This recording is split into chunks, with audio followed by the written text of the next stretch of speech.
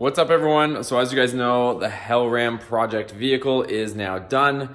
So we're gonna be, of course, parting it out to make way for the new project. So I got the truck up on the lift right now, and today's video we're gonna be removing the procharger supercharger kit. So I'm gonna be kind of blitzing through that. If you guys want to check out exactly how it's installed, I do have another video which I'll link above, how to install the procharger kit. It was a whole series that we did, so I'll just link that playlist. But I'm gonna be just kind of zipping through it more or less. I'm not gonna go into too much detail, but I'm gonna show you guys the whole removal process and back to stock. So let's get into it.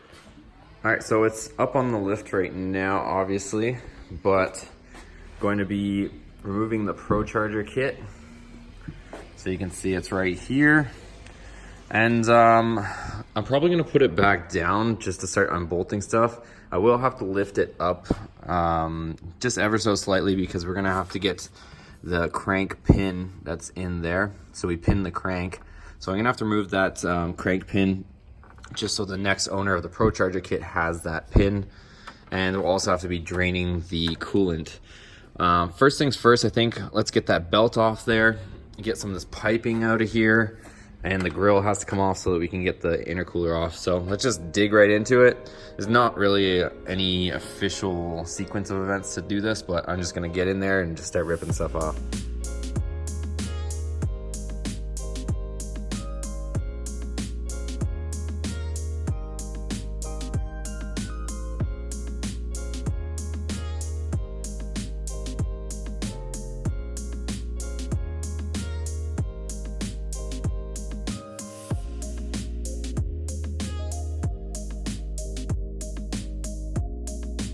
Honestly, in less than 5 minutes, we already have a good portion of it removed. I removed the intercooler piping, filter, removed it from here. The belt is now loose, so I can take off this belt. So we'll slip it off here, and if you guys remember, we're gonna have to change back some of these pulleys back to stock also, because we did have to play a bit of a swap around game with the pulleys as per procharger's instructions. So belt is off. We got kind of a pile going here. The procharger stuff that's being removed. And we'll just keep going at it, guys. So right now I could technically remove the charger because it's just free floating here with the bolts. So maybe we'll do that. Maybe we'll take the bolts off to remove the charger.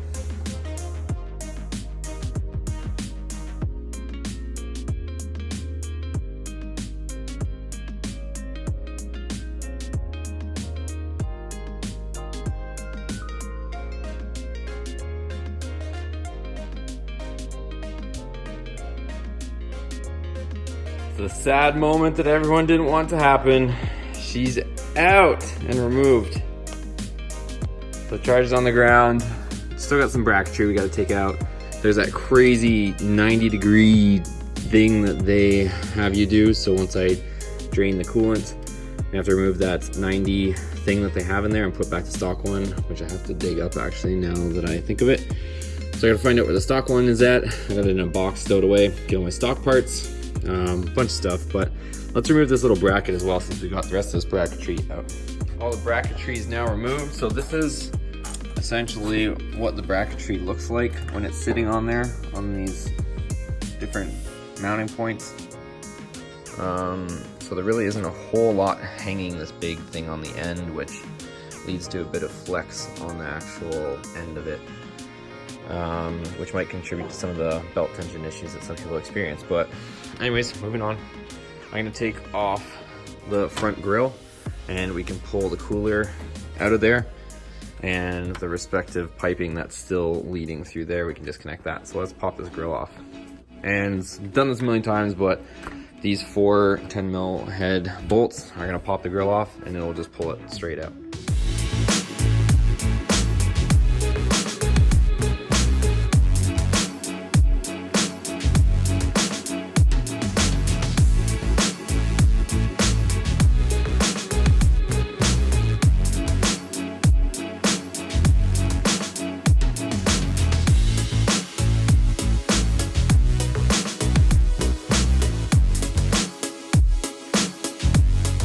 Now I'm going to reinstall the original overflow tank.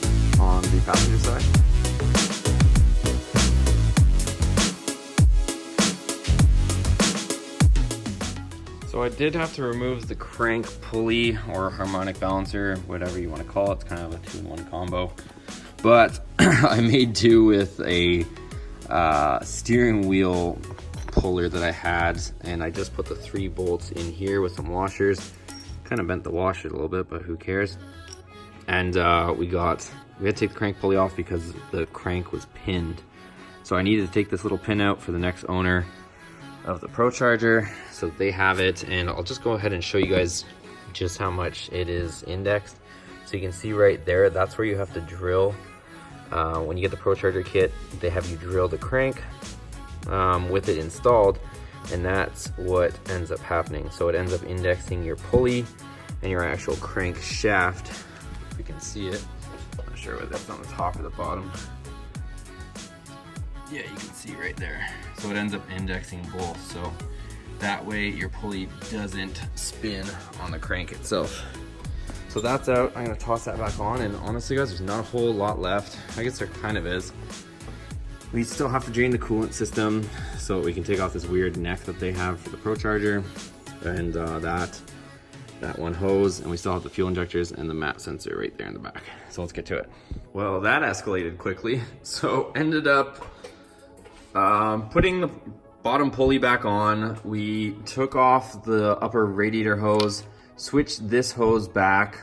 There was a 45 on there. We put it back to that straight line. I put the stock thermostat back in because, as you guys know, we're going back to 100% stock. And I put the stock fuel injectors back on, and the map sensor is actually on the floor. But what I meant by escalated quickly, you guys saw the procharger kit was there, and it's already gone sold. So same day that I took it off, and I was almost in a rush to take off a lot of it, it is gone, you guys. So like I said, it's happening. Truck's going back to stock, and it's pretty cool actually. The guy that bought the supercharger, that was, I'm motioning here because it was literally sitting here a minute ago. He is local, so he's actually going to continue to race it. So we'll get to see what that thing does, and he's also tuned by Jay Green. So pretty cool. He's on a single cab, so he's kind of doing what we were thinking about doing on the channel here. He's going to carry that on, so it'll be interesting to follow along and see how fast he gets that thing. But anyways, I'm going to button up the rest of this here. We still have to tighten down the fuel injectors, put all the clips back on, and the upper radiator hose. So let's get some of that stuff done.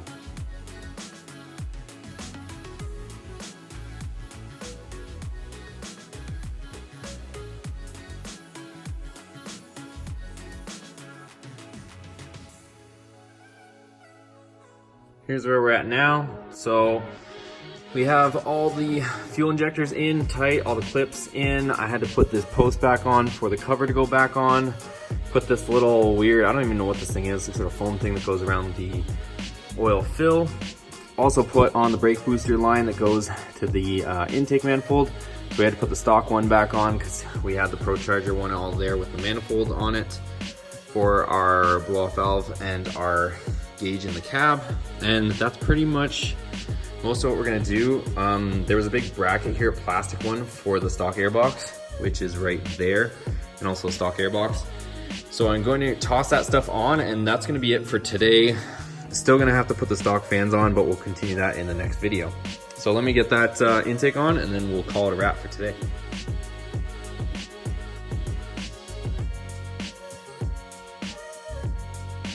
Stock airbox is all installed. And what I am gonna do now is I might as well throw the serpentine belt on. It just takes a 3/8 drive in the tensioner, and then we can throw the belt on. So let's go ahead and do that. So there we have it. That's the routing of the stock serpentine belt setup. And intake is just on. I do still have to switch out my throttle body. I had the bored out one, but that's why I haven't fully put this in. It's just kind of loose. And we still have some other stuff to do. So I do have to put on the stock fan assembly, so I'm gonna do that on the next episode. We also have to tackle the exhaust, so we're gonna be removing the JBA headers and doing all that stuff. All right, so like I said, that's gonna do it for today's video, guys. I hope you did enjoy it and the return of the HellRAM back to stock.